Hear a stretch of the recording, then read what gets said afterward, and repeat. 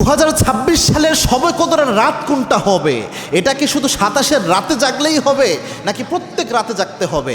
আবার সৌদি আরবের সাথে আমাদের দেশে একদিন রোজার কম বেশি হয়, তো সেক্ষেত্রে আমরা কোন রাত জাগবো? আমাদের এখানে যেদিন জোড়া রাত, ওদের এখানে বিজোর রাত, ওদের এখানে যেদিন বিজোর ওদের এখানে যেদিন জোর রাত, আমাদের এখানে বিজোর রাত। তো সেক্ষেত্রে আমাদের কি করা উচিত? গুরুত্বপূর্ণ একটা বিষয় আমাদের প্রত্যেকের জানা উচিত। দেখেন, এই লাইলাতুল কদর এটা গুরুত্বপূর্ণ, এবং আল্লাহর হাবিব সাল্লাল্লাহু আলাইহি ইসলামের কদরের ফজিলত আল্লাহর হাবিব ইসলাম বর্ণনা করেছেন।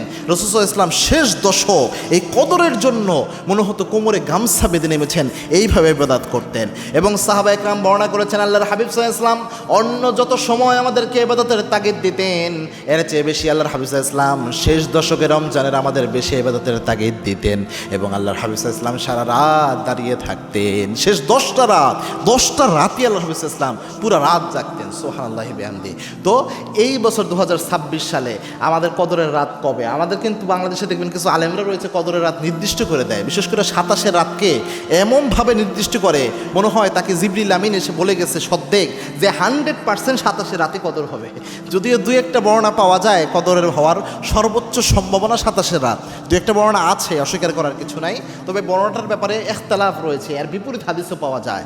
এই জন্যে রসুল যেটা করতেন এটাই তো করা উচিত। আল্লাহর হাবিবের সবচেয়ে স্ট্রং মত হচ্ছে বিজোড় সংখ্যাগুলো আল্লাহর হাবিব সাল্লাল্লাহু আলাইহি ওয়াসাল্লাম জেগে থাকতেন, অর্থাৎ 21 তারিখ, 23 তারিখ, 25, 27, 29 এই 5টা বিজোড় রাত আপনি কদরের জন্য তালাশ করবেন, আর সবচেয়ে বেশি ইবাদত করবেন। একটা দোয়া পড়বেন, আল্লাহুম্মা ইন্নাকা আফুউন তুহিব্বুল আফওয়া ফা'ফু আন্নী, এই দোয়া বেশি বেশি করবেন। আর সবচেয়ে ভালো হয় শেষ 10টা রাতই আপনি অল্প হলেও ইবাদত করবেন, বিজোড় রাতগুলো বেশি করবেন।